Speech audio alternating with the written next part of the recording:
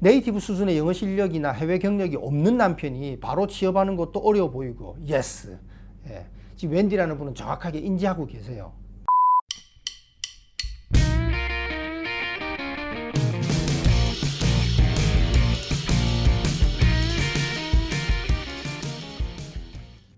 호주야 클럽 TV 여러분 안녕하세요. 호토박입니다. 자, 모처럼 호토박이 영상 상담인데요. 사연의 내용은 지난주에 저희 호주야 클럽 웹사이트 게시판에 이렇게 문의를 주신 분이세요. 주제는 20대 대기업 부부 호주 영주권 도전. 예, 실제로 저희가 이렇게 문의를 받아보면요, 이 두 분하고 아주 유사한, 이 커플들과 아주 유사한 상태에 있으신 분들이 꽤 문의가 있으시거든요. 그래서 좀 비슷한 입장에 있는 여러분들이 여러분들의 조건과 좀 비교를 한번 해보시면 어떨까.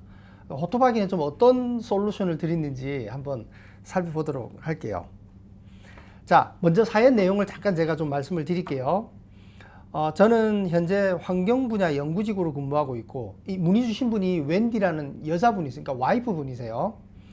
직장에서 학사로서의 한계를 느껴 재직 기간 만 3년을 채우고 22년부터 환경 분야 석사로 입학할 곳을 알아보고 있습니다. 이제 아마 연구직이다 보니까 학사만 가지고는 아마 그 직장 생활 하는데 조금 더 깊이 있는 부분이 좀 더 필요했던 것 같아요. 그래서 석사에 대한 항상 어떤 그 좀 갈망이 조금 더 있었던 것 같아요.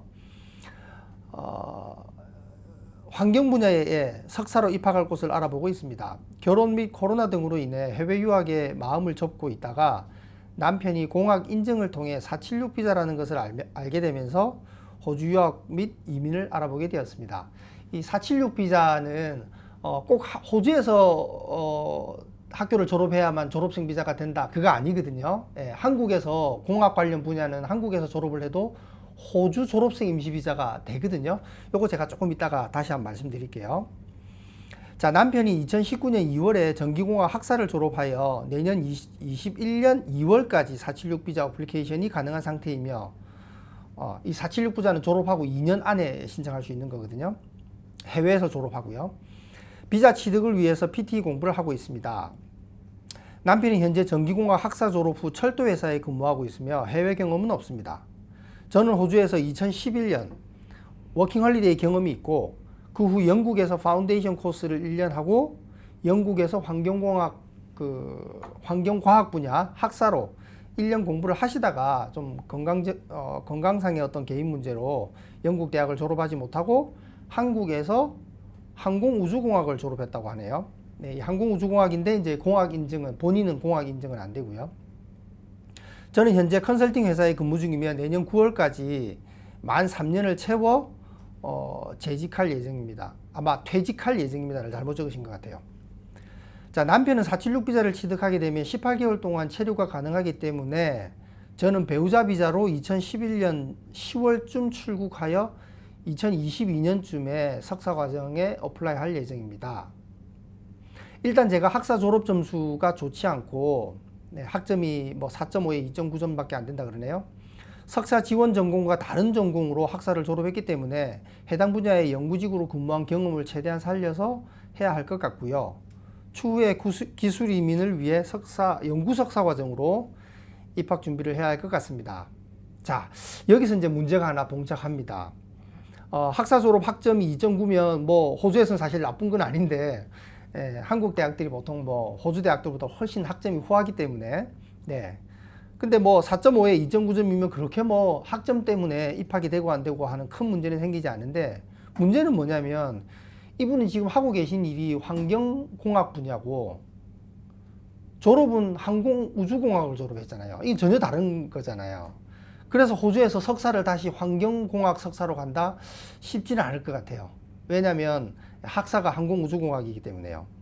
거기다가 여러분들이 정말 꼭 염두에 두셔야 될 게, 그 모든 기술 이민은 기술 심사가 통과돼야 되잖아요. 그죠? 예. 기술 심사가 통과돼야 되는데, 이 기술 심사 통과, 특히 엔지니어 분야의 기술 심사 통과는 엔지니어스 오스트레일리아라고 하는 기관에서 컨트롤 하게 되는데, 코스웍 기준입니다.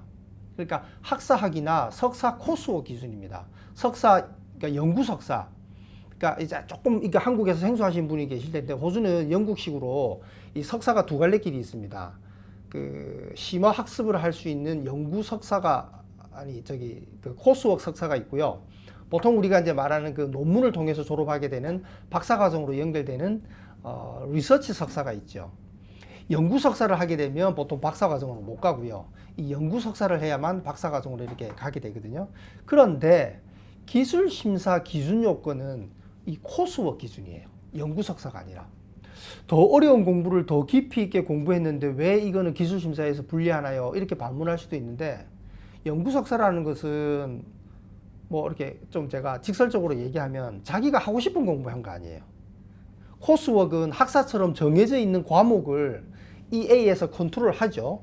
기술심사기관에서 이러한 과목들은 공부하고 졸업하면 우리가 기술심사를 통과할 수 있도록 어크리디테이션을 해주겠다.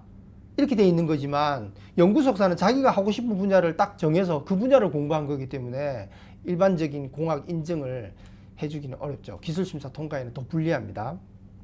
이분이 이제 이 웬디라는 분이 그 부분을 놓치고 계신 것 같아요. 문제는 해외 경험 없는 남편이 호주에서 일을 하기 위해서 어떤 과정을 거치느냐와 최종적으로 기술 이민에 성공하여 영주권 취득이 가능한가입니다. 네, 이게 미지수죠. 자, 중략하고요.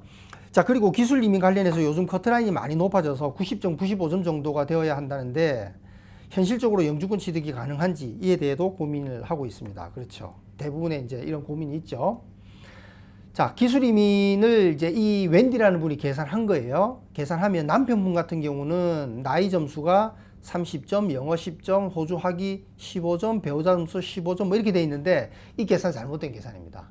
많은 분들이 이 20대 후반에 이제 커플 결혼을 하고 두 분 중에 한 분은 꼭 호주 워홀이나 뭐 호주 학생 비자 경험이 있으세요. 그래서 이제 결심을 하고 호주 이민에 도전하시는 분들이 상당 부분 자신의 점수를 잘못 계산하고 계획을 잡으세요. 지금 이 웬디라는 분도 질문 내용으로 보면 호주 이민에 대해서는 꽤 오랜 동안 서치를 하신 것 같아요. 질문하실 때 어떤 용어나 이런 것들을 보면요. 그러나 결정적으로 이 점수 계산은 지금 잘못된 계산입니다. 이 점수 계산은 제가 뒷부분에 다시 한번 세세하게 좀 따져볼게요. 웬디 분의 점수 계산도 잘못됐고 남편분의 점수 계산도 잘못됐고요. 점수를 계산해 보면 제가 영주권을 신청하는 것이 더 높아 보이는데, 웬디라는 분이 영어가 더 나으니까 더 유리하겠죠. STEM 분야에서 석사 리서치 과정 수학 시 남편도 같이 석사 공부를 하는 것이 경제적으로 어려워 보입니다. 그렇죠. 두 분이 다 동시에 공부한다는 것은 경제적인 압박이 오죠. 네이티브 수준의 영어 실력이나 해외 경력이 없는 남편이 바로 취업하는 것도 어려워 보이고, 예스.